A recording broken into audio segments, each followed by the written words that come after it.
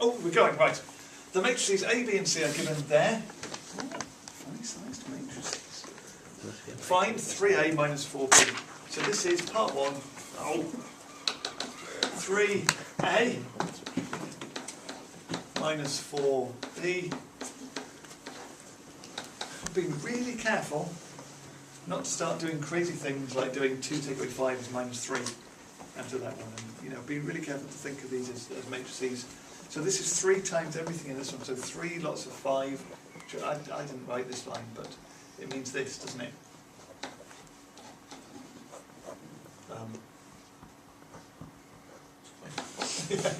Good, sorry. 4 times minus 5 minus 20. So we've got 15 take away 8, 7, is that right? And 3 minus 20. There we go. There's our answer. That's it. 2 marks. Ta-da! Part 2.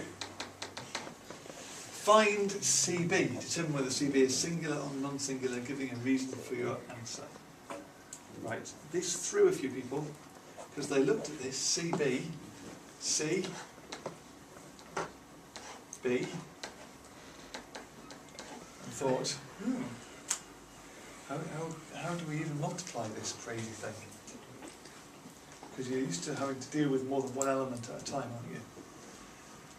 Well, what we should have mainly remembered was when we talked about matrix multiplication, we talked about how if you do an n by n matrix and you multiply it by you can only multiply it by an n by something matrix.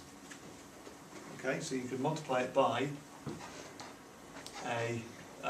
n by p matrix, and your result, what you get, is an m by p answer.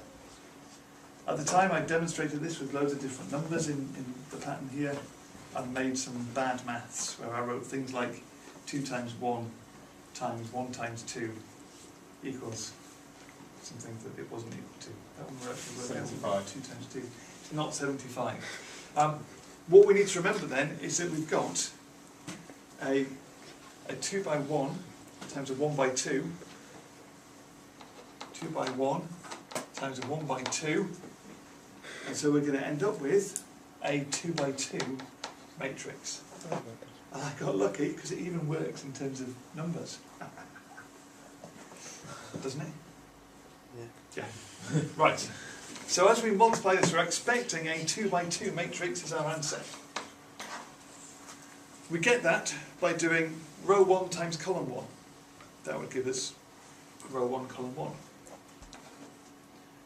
Row 1 times column 2 would give us the entry in row 1, column 2. 3 times minus 5.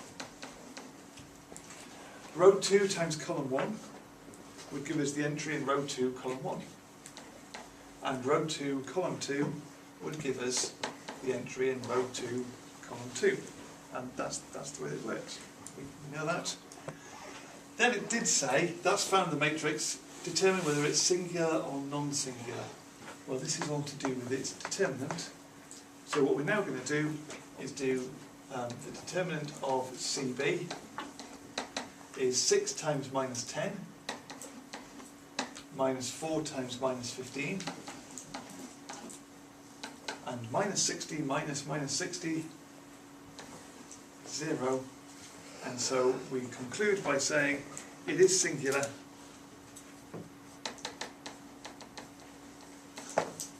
as its determinant is 0. There we are. Okay, and there's our reason, because